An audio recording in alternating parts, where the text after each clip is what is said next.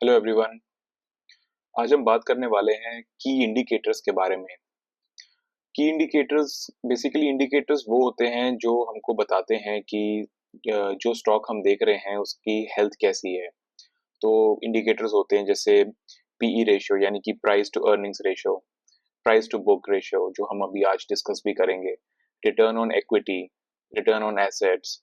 तो ये कुछ इंडिकेटर्स होते हैं जिसको हम अगर समझ के करेंगे, कोई भी अगर हम स्टॉक लेंगे, अगर हम समझ के करेंगे कि ये जो नंबर्स हमारे सामने लिखे हैं, जो इंडिकेटर्स हमारे सामने लिखे हैं, इनकी सिग्निफिकेंस क्या है और क्या अच्छा फिगर है और क्या फिगर जो है वो अच्छा नहीं है इंडिकेटर्स का।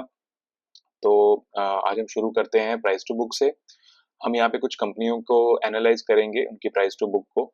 और उससे पहले मैं आपको ये बता दूं कि जो भी हम कंपनी देखेंगे वो हम आपको रेकमेंड नहीं करते हैं और ना ही आपको इन्फ्लुएंस करने की कोशिश कर रहे हैं। हम यहाँ पे सिर्फ नॉलेज देने की कोशिश कर रहे हैं, सिखाने की कोशिश कर रहे हैं। तो आपको बस सीखना है। और मैं एक सेबी रजिस्टर्ड एडवाइजर नहीं हूँ, रिसर्च एनालिस्ट नहीं हूँ, कुछ भी मेरे पास सेबी से रजिस्टर्ड डिग्री नहीं है। तो आपको मेरी सिर्फ बात को एक नॉलेज पर्सपेक्टिव से लेना है और ये सिर्फ एजुकेशन के लिए दिया जा रहा है। आपको जो भी डिसीजन लेना है वो आपको अपने फाइनेंशियल एडवाइजर से और अपनी सूझबूझ से लेना है। चलिए, तो आज हम बात करते हैं प्राइस टू बुक रेशियो की। तो प्राइस टू बुक, जैसे आप नाम से ही देख पा रहे हैं कि प्राइस टू बुक का मतलब क्या हुआ। मार्केट कैप, जितनी भी कंपनी की टोटल मार्केट कैप है, डिवाइडेड बाय जो उसकी बुक वैल्यू है। तो बुक वैल्यू क्या होती है, हमने कुछ टाइम पहले बात करी थी। बुक वैल्यू होती है, इसका हम थोड़ा साइज बढ़ा देते हैं, देखने में इजी रहेगा। बुक वैल्यू बेसिकली होती है जो आपकी शेयर होल्डर फंड है और जो कंपनी का आज तक का रिजर्व है, यानी जो प्रॉफिट जमा होते आया है जब से कंपनी ने काम करना शुरू किया है, वो होती है बुक वैल्यू। यानी इक्विटी कैपिटल प्लस रिजर्व्स, इसको हम कहते हैं बुक वैल्यू। तो अगर मार्केट कैप को बुक वैल्यू से डिवाइड कर देंगे तो हमारे पास प्राइस टू बुक आ जाएगा। तो हम शुरू करते हैं, हम एक एग्जांपल ले लेते हैं। अभी हाल ही में बजाज हाउसिंग का आईपीओ आया था, काफी फेमस आईपीओ रहा इनका। तो यहाँ पे हमने इसको खोल लिया है, ये आप देख सकते हैं। यहाँ पे इसके प्राइस टू बुक की वैल्यू दे रखी है 6.01। तो 6.01 ये कैसे आया है, ये है इनकी मार्केट कैप। और अगर हम इनका बुक वैल्यू निकालेंगे कि बुक वैल्यू क्या है इनकी, तो आपको उसके लिए सिर्फ यहाँ पर आना है बैलेंस शीट में।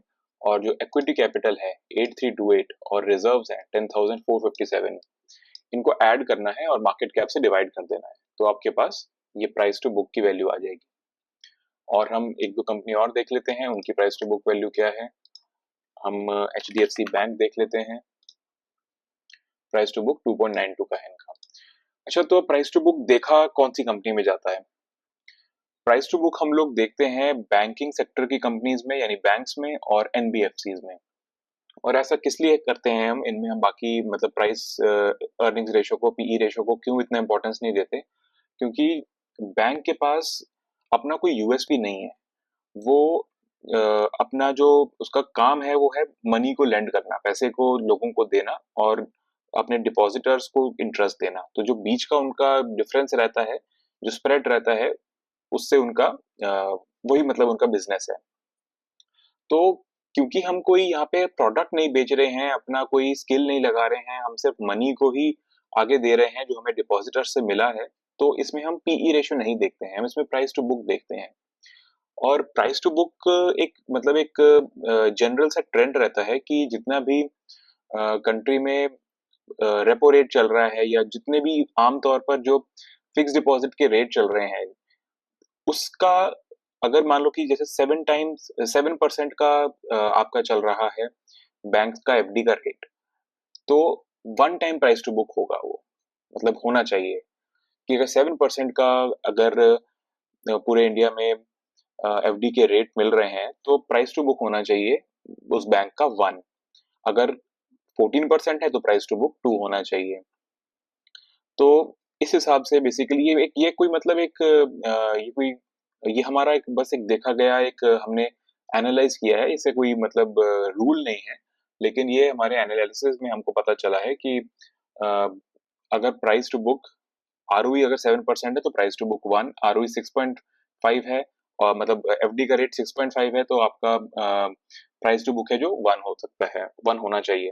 तो यहाँ पे हम देखते हैं कि आरओई है यहाँ पे 15.2 है और प्राइस टू बुक है इनका 6.01। तो यहाँ पे हम कैलकुलेट कर लेते हैं एक बारी जरा। 15.2 डिवाइडेड बाय 7, तो लगभग इसका जो फेयर वैल्यू मानी जाती है कि होनी चाहिए थी इसकी 15.2 आरओई पे, वो 2.17 की होनी चाहिए थी। तो ये काफी महंगा दिख रहा है इस वक्त, प्राइस टू बुक वैल्यू 6.01, क्योंकि बजाज हाउसिंग फाइनेंस है, बजाज ग्रुप की कंपनी है, इसलिए लोगों को वो बहुत इस पे फेथ है, तो शायद इस वजह से उन्होंने ऊंचा प्राइस टू बुक दिया होगा। बाय द वे कोई रिकमेंडेशन नहीं है। अब हम एचडीएफसी बैंक का देख लेते हैं। एचडीएफसी बैंक का आरओई 17.1 है और इनका जो होना चाहिए है, अगर हम 7 से डिवाइड कर दें तो 17.1 को हमने 7 से डिवाइड किया तो 2.44। तो ये प्राइस टू बुक आप देख रहे हैं कि 2.92 है, तो अपना फेयर वैल्यू से थोड़ा सा ज्यादा है। तो जनरली अगर अच्छे बैंक हैं, हाई क्वालिटी बैंक हैं, तो वो 4.5-5 टाइम्स प्राइस टू बुक चले जाते हैं, और बहुत ही अगर स्ट्रॉन्ग बुल मार्केट है तो 6 टाइम्स प्राइस टू बुक भी चले जाते हैं। लेकिन फेयर वैल्यू जो होती है वो लगभग आपकी देख पा रहे हैं कि 2.44 के आसपास बैठ रही है एचडीएफसी की। हम एक बार आईसीआईसीआई बैंक भी देख लेते हैं। आईसीआईसीआई बैंक का 18.8 है आरओई, 18.8 डिवाइड बाय 7 तो 2.68, तो ये भी थोड़ा सा अभी फेयर वैल्यू से ऊपर चला गया है। और हम अभी एक्सिस बैंक भी चेक कर लेते हैं। एक्सिस बैंक क्या है, प्राइस टू बुक है इनका 2.28 और आरओई है 18.4। हमने इसको डिवाइड किया 2.62, तो ये अभी जो है अपनी फेयर वैल्यू से नीचे ट्रेड कर रहा है एक्सिस बैंक का शेयर। तो 2.62 इसकी जो है वो बैठनी चाहिए लगभग, अगर आप 7 से डिवाइड करेंगे, और अभी 2.28 है। तो इसके साथ साथ आपको सिर्फ ये नहीं देखना है, आपको ये भी देखना है कि जनरली इसका ट्रेंड क्या रहता है। प्राइस टू बुक मतलब कि इस बैंक की या किसी भी एनबीएफसी की किस रेंज में अमूमन ये बैंक ट्रेड करता है। तो हम यहाँ पे देख लेते हैं प्राइस टू बुक। हम अगर एक साल का एवरेज देखें तो अभी ये अपने ऑलमोस्ट लोएस्ट पॉइंट पे है।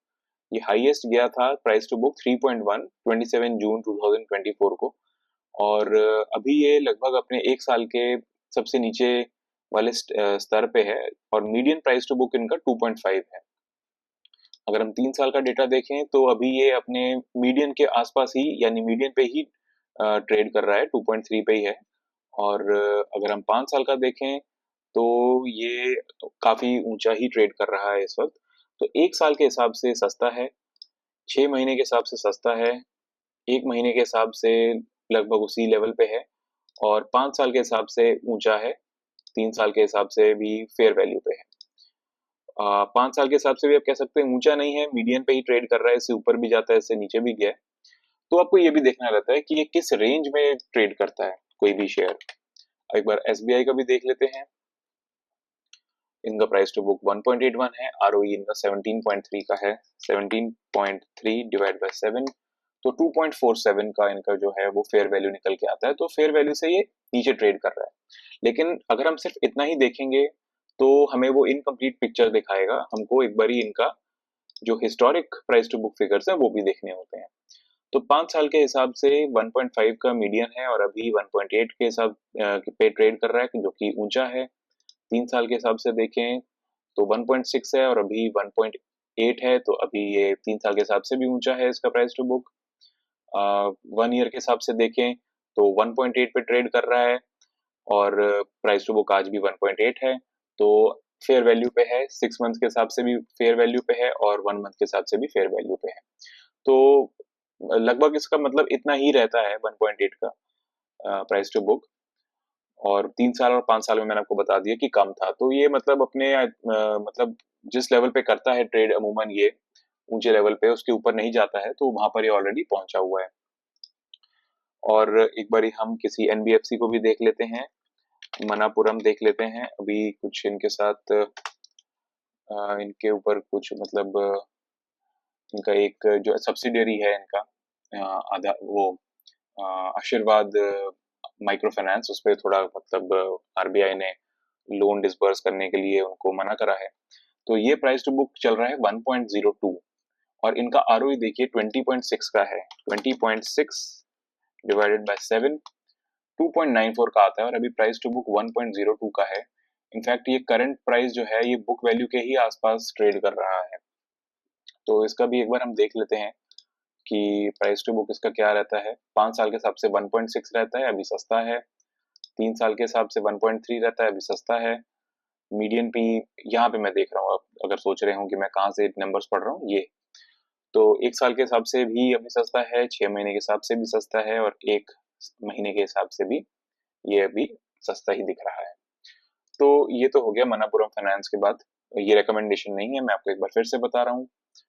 तो इसका अगर आप देखना चाहें कि कैसे ये मतलब इक्विटी कैपिटल इनका 169 करोड़ ही चल रहा है काफी सालों से, 2018 से लेकर के 2024 के सितंबर तक इनका इक्विटी कैपिटल बढ़ा नहीं है और रिजर्व्स इनके बढ़ते जा रहे हैं। तो ये बुक वैल्यू बढ़ रही है और प्राइस टू बुक तो आपने देख ही लिया कि इनका किस रेंज में रहता है।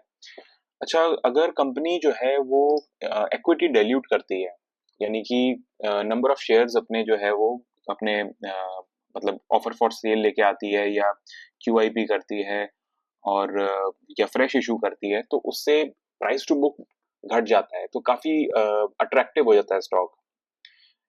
मैं आपको समझाना चाहूंगा कि बेसिकली मैं क्या इसका मतलब इससे क्या मैं कहना चाह रहा हूँ। मैं कहना ये चाह रहा हूँ कि अगर जैसे ये मान लीजिए कंपनी है, अगर इन्होंने इक्विटी डाइल्यूट करी है अपनी, यानी कि हिस्सेदारी और बांटी, तो ये जो इक्विटी कैपिटल है ये मान लो कि इन्होंने 50 करोड़ का ये या 100 करोड़ का लेकर आते हैं कि हमको 100 करोड़ रेज करने हैं और बदले में हम शेयर इशू कर देंगे। तो इक्विटी कैपिटल आपका हो जाएगा 2.269 करोड़। 269 करोड़ और रिजर्व्स अगर इतने ही हैं अगर कंपनी के, तो 269 प्लस 12,359, तो इनकी बुक वैल्यू बन के आ जाएगी 12,628। और अगर हम इसको मार्केट कैप से डिवाइड करेंगे 12,728 को 12,628 से, 12,728 डिवाइड बाय 12,628, तो आप देख सकते हैं कि ये और भी कम हो जाएगा प्राइस टू बुक। तो जब भी कोई कंपनी क्यूआईबी करे तो वो एक अच्छा संकेत होता है, उससे प्राइस टू बुक घट जाती है और जनरली कोशिश ये रहती है कि इन्वेस्टर्स की कि फिर से उसको उसी प्राइस टू बुक पर लेकर आए जिस पे वो पहले ट्रेड कर रहा था। तो अगर कोई भी बैंक, कोई भी एनबीएफसी अगर अपना इक्विटी डाइल्यूट कर रही है तो that's a good sign, positive sign. तो ये आपको मैंने समझा दिया और इसके अलावा बाकी इंडिकेटर्स तो हैं ही, जैसे हम आगे देखेंगे, price to earnings ratio, ROE, ROC, sales growth, ये सब चीजें भी हम देखेंगे। तो आज के लिए इतना ही दोस्तों, थैंक यू।